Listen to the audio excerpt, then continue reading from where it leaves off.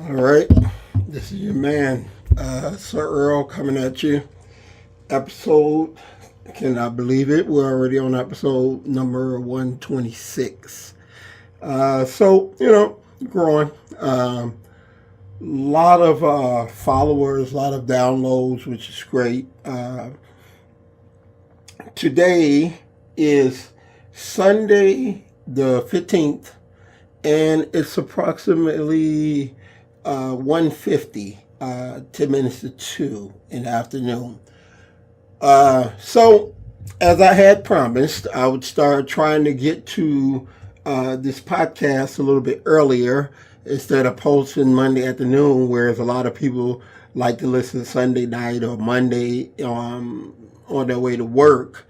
I like to try to get it up so the people that listen, even though they still tune in later, I like to have it up for their convenience. So that's my importance in trying to get it up Saturday or Sunday. But sometimes things just happen to where, I'm just really, really busy. Like right now, I am on the start phases of starting my other company. I have several, but this one will focus on motivational speaking, which I don't like to call it motivational speaking,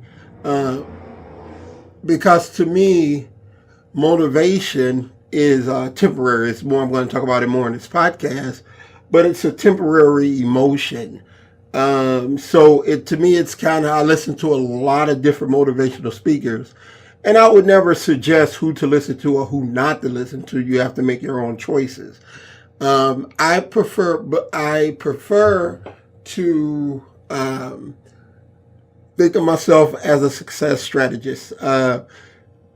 Habits, habits build success. Okay, and when you listen to motivational speaking, they talk a lot about their journey. I don't expect people to live my journey. They didn't grow up where I did. They didn't go through what I did. They don't have the perspective on certain things of how I did. How you grow up and how you see life is determined a lot by your past. You draw and form your opinion from your past. And a lot of them, majority of them don't have my past. 98, 99% of the people that probably grew up where I grew up are dead or in prison. And so their perspective is different. I talked to a friend of mine that, he was in prison for 7 years. I got another friend that just got out. He was pardoned by Donald Trump. He was in prison for 16 years.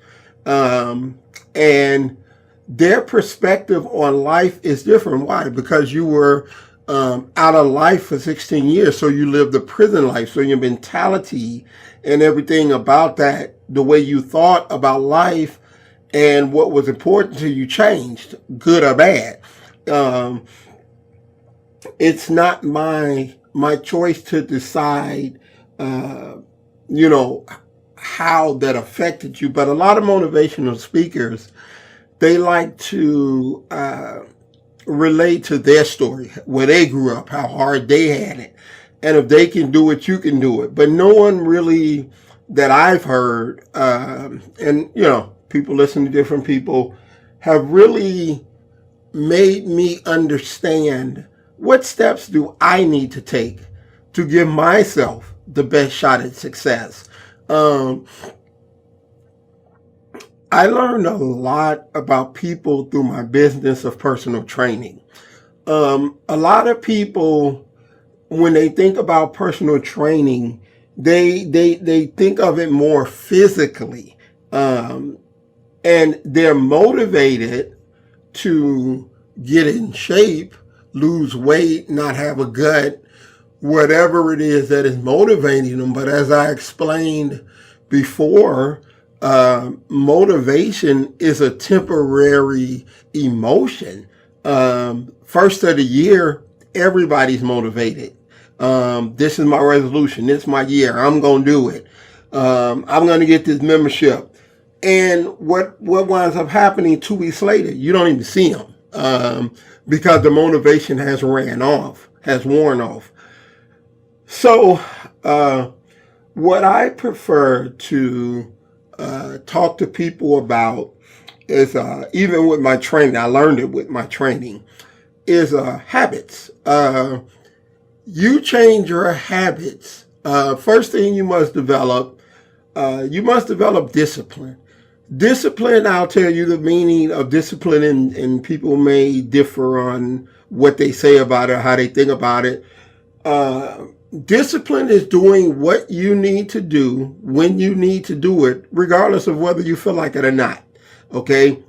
That goes to journaling your exercise, your moods, your food, your day, your ups, your downs, and looking through that journal, that's holding you accountable to you.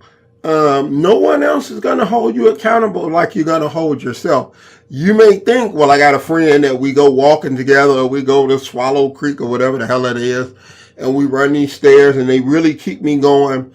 But you could pull over at McDonald's and eat a Happy Meal, and they know nothing about it.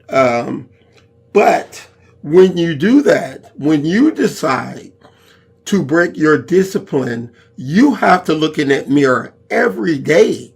And if you first start by being truthful with yourself when you look in that mirror, you can't hide what you did. It's the same. It's about anything, losing weight, life, whatever it is. It starts with holding personal accountability to yourself. When you look in the mirror, there's two people that know the truth of what you may not tell anybody. That's you and your God. So you could look in the mirror. We have people all the time. Oh, well, I'm eating right. No, you're not. If you're eating right, you're going to be losing weight. So the first thing, or first person you have to be honest with, is yourself. Because really, like I tell my clients all the time, I really don't give a damn if you're eating right or not. That may sound coming from a trainer standpoint, but I can't control that. You're grown. I can't follow you around and make sure you do what you signed up to do because that's what you want. I don't, there's not a person in the world that can do that to make you want what you say you want. So when you lie to yourself, you lie to a person that you could never lie to. Because you know the truth. So what I try to do in success, in getting in shape, in life, in whatever it may be, is create the habits of discipline. That's one of the things that, at least among the people that I've heard, they never, other than Tony Robbins, give you a formula that you can follow to create the habits that make you want to succeed in anything. It doesn't have to be just getting in shape. It's anything.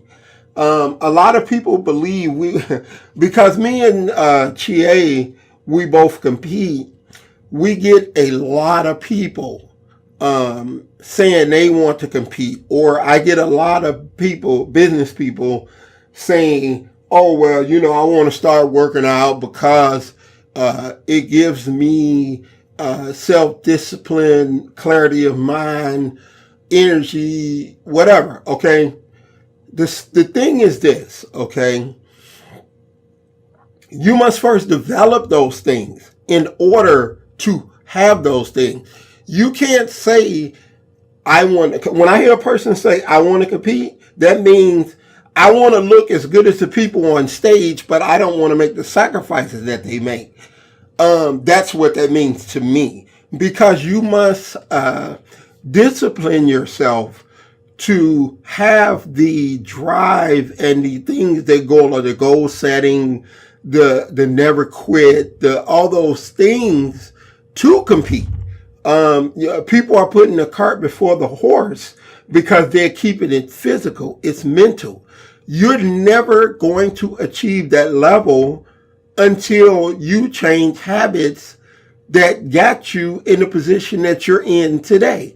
I tell my clients all the time, I've been personal training about 25 years. I've owned my studio 25 years now. I've probably been involved in personal training for around 30 years. And I tell them all the time, it's like, people, well, I did good this week, so I deserve a treat. Well, are you at your goal?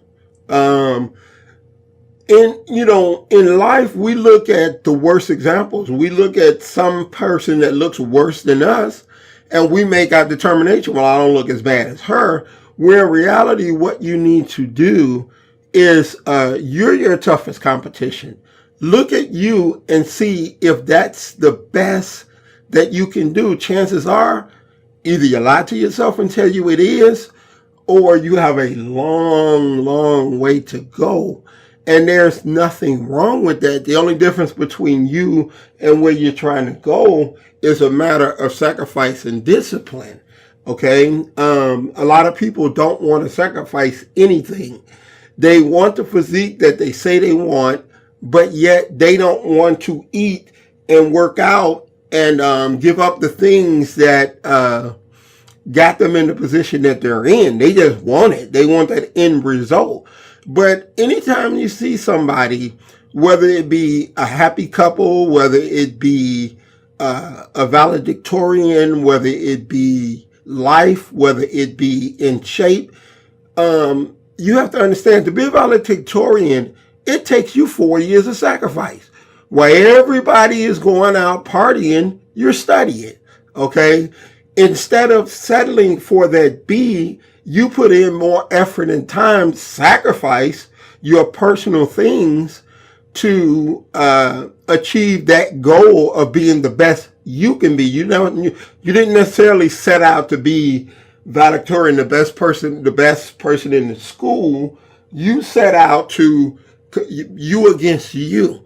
And when you do that, I believe that that's the best competition you could have is against yourself, because when you look in that mirror, you have to decide, can I give more? Usually, to be honest, you can give a lot more. Don't settle for mediocre, which is the society that we have today. Be truthful and honest with yourself and look at that mirror and say, hey, can I give more tomorrow? Can I get up earlier? Can I study longer? Can I work out harder? Can I push myself and my business? Like today, it's Sunday afternoon. Most people, it's a pretty nice day outside. Most people are fucking off somewhere. Me, I'm in here. I got to work out today. I don't have to. I could take the day off, but there's things that I want to work on, as well as doing my podcast, as well as working on some setting my schedule for the week, closing out the computer, calculating the money. Today is a sacrifice because I really could be doing 1,000 other things that I choose to do. But when when tomorrow hits, all the trainers that own businesses, I'm going to be at least one step ahead of them. Okay. And when you start getting one step ahead of someone and you multiply that year in, year out, like I say, I've been 30 in this profession, 30 years. I've worked for myself for 30 years. If I'm a little bit better than you today, if you're taking a holiday off and I'm not, if you're celebrating going on vacation because you deserve it, look at all those days that I am bypassing you, because it's better to have discipline. It's better to do the things that you need to do when you need to do them, no matter how you feel, than it is to be disciplined and do it when you feel like it. Sometimes, you may only feel like it 2 times a week. Well, the other 5 days, somebody's getting it in. So we have to learn to quit settling for mediocre. We have to learn that if we have more, we can do more. You have to start to be honest with yourself and say, is that the best I can do? I don't think so. I don't think anybody, Jeff Bezos, Elon Musk, these guys, they look and they get up every day. They don't need the damn money, but they get up every day and how can I do it better? How can I get better? How can my business get better? How can I get better as a person, as a father, as a mother? When you start to wake up every morning, when you wake up and the first thing that I do next week, I'll teach the different steps of what I feel success can bring. But the first thing that I do when I get up in the morning is I give thanks to God, because I could be in a worse situation than where I'm at, and I know that to be true for a fact. So the first thing I do is I get up and I give thanks for what I have already. Okay.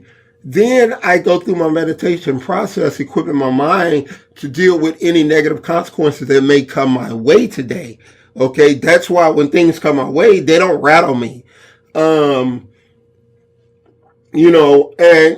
other things. And then I start my day.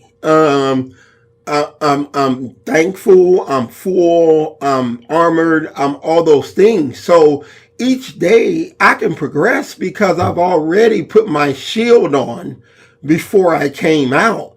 So until next week, that's just a part of it. Until next week, I'm going to display the actual steps, journaling, habits, meditating, reading, the daily grind of things that you need to do to create the habits that create success. We listen to a lot of motivational speakers and they teach us how to be motivated, rah, rah. You know what I mean? I want to become the type of speaker that will teach you the habits. They say success leaves clues. I want to be the type of teacher that teaches you the habits that once you develop those habits, then success is a foregone conclusion. A lot of people, I've not heard them. If you have, you let me know. I've heard bits and pieces here and there, but, I just want to talk to the people that come from where I come from. I come from the gutters of Inglewood, had nothing, did all those things, went to jail, did all those things, gangbang, I did all that.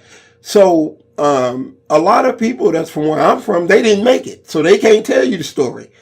I'm trying to create among those people, people that just want to be successful. Like I said, I am in the industry that normally lasts 5 years. I've been at this 30. It's a reason for it. I look at people and they're making constant mistakes. And, I'm here to offer the advice for people that may look and say, okay, Earl, what do I need to do? I'm here for that. Okay. So until next week, it's your man, Sir Earl, checking out, saying, hey, let's start creating more success. Let's start, stop settling for mediocre, which is what this nation is, this generation has become. And let's start inspiring. People want to inspire their kids. You inspire your kids by what you do, not by what you say. When they see you work hard, treat people right, and become successful, that's what they want to become. Telling them one thing and showing them one thing is two different things. I know from experience. So anyway, until next week, this is your man, Sir Earl, and I'm checking out of here. Tune in next week. Let's start changing this thing. Let's start getting this thing turned around. All right. Peace out.